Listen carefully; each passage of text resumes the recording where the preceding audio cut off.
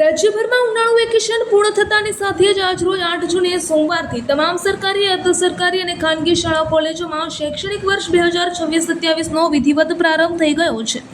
છેલ્લા 2 મહિનાથી શાંત પડેલા શાળાઓના પરિસર અને વર્ગખંડો હવે ફરી એકવાર વિદ્યાર્થીઓની ભીડ અને કિલ્લોલથી જીવંત બન્યા છે.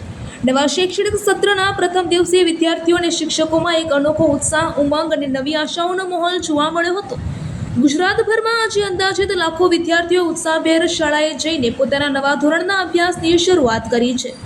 વહેલી સવારથી જ વિદ્યાર્થીઓના સ્વાગત માટે આચાર્ય, શિક્ષકો સહિતનો સ્ટાફ ગેટ સામે ઊભો રહ્યો હતો. વિદ્યાર્થીઓને આવકાર્યા, સાથે કુમકુમ તિલક કરીને મોઢું મીઠું કરાવી આવકાર્યા હતા. તો વિદ્યાર્થીઓએ પણ શિક્ષકોને પગે લાગી આશીર્વાદ લીધા હતા. સ્કૂલના પહેલા દિવસે વિદ્યાર્થીઓમાં જૂના અને નવા મિત્રોને મળવાને લઈને અલગ જ ખુશી જોવા મળી હતી. તો બીજી તરફ નાના ભૂલકાઓને વાલીઓ સ્કૂલે છોડીને જતા રહેતા બાળકો રડવા લાગ્યા હતા.